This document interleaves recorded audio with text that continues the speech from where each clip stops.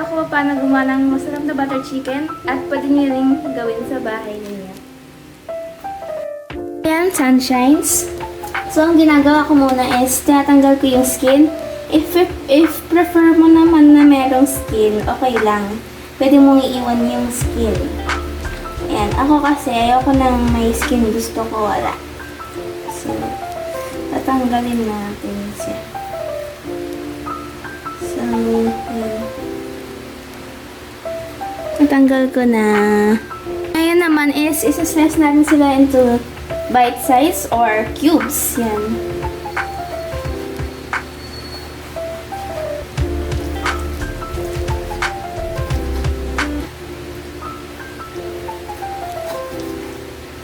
Yan. If masyado pa yung malakas sa inyo, pwede nyo naman siyang paliitin pa. Yan. Okay na yan para sa akin. Yan. Tapos, yun lang. Ganun lang kadali. I-slice nyo yan lang siya. And, ang susunod naman is papakita ko sa inyo kung ano yung mga seasonings na kailangan nyong ilagay para sa butter chicken.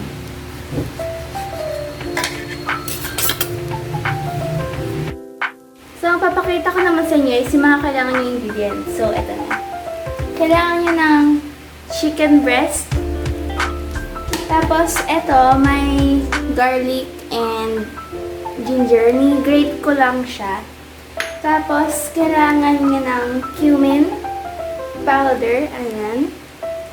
Tapos, kailangan nyo ng garam masala. Tapos, cinnamon powder. Kung wala kayo ng cinnamon sticks, pwede kayo gumamit ng cinnamon powder. Tapos, kung ayaw nyo ng real onions, pwede kayong bumili ng onion powder. Tapos, kung gusto nyo naman namang ham, lagyan na ng chili flakes or Spanish paprika. Actually, hindi naman talaga to spicy, pero why not do it? Tapos, lalagyan naman siya ng parsley. Tapos, kailangan natin ng Nestle cream or heavy cream, kahit anong brand. Tapos, tomato paste. And, that's it. And sorry, nakalimutan ko. Siyempre, butter. Hindi na nagiging butter chicken kung walang butter. I almost forgot, kailangan pala ng yogurt. So, kahit plain yogurt or Greek yogurt or coconut yogurt. Ang una natin gagawin is bubuksan natin yung stove.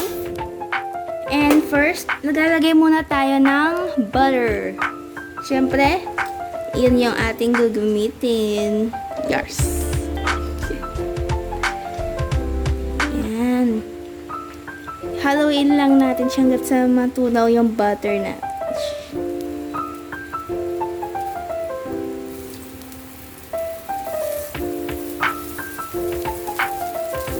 Ayan, pwede namang... So, as you can see, na-mix ko na lahat ng seasonings na kailangan natin. So, maybe, hindi natin lalagay lahat.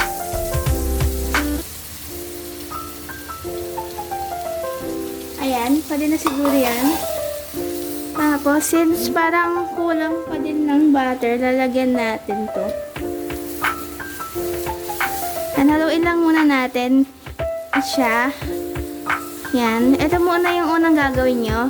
Maglalagay kayong butter and then put all your seasonings together. Ayan. Haluin ko na muna siya sa ngayon. And lalagay pala natin yung yung ating grated garlic and ginger. Ouch. Yan. Haluin lang natin siya. Then, syempre, lagay muna natin yung chicken natin.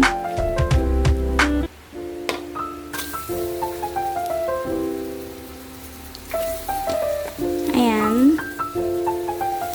Tapos, sabay, lagay na din natin ang heavy cream.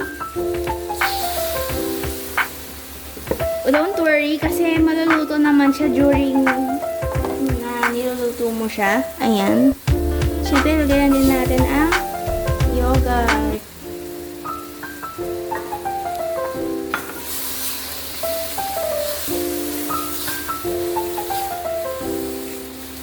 Ayan, haluin na muna natin siya.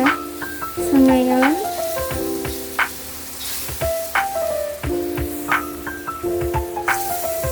almost forgot, maglalagay pala tayo ng tomato paste.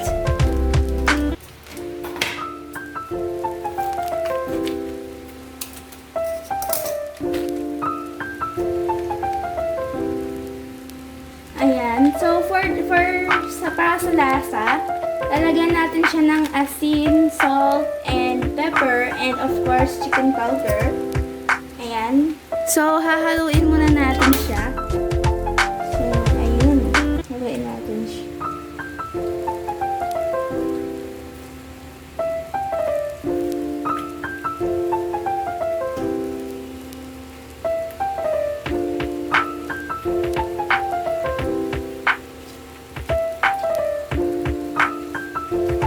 Ayan, wow. Ganda ng kulay.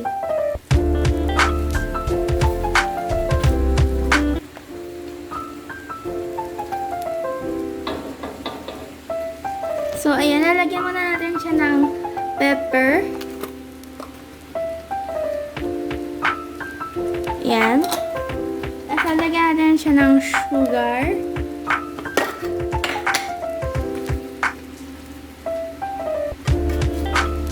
Ayan, pwede namang, kung ayaw niyang matamis, pwede namang dalawa lang or isa. Ayan. Tapos, lalagyan natin siya ng asin.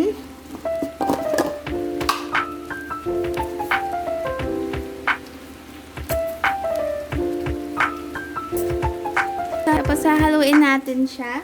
Ngayon.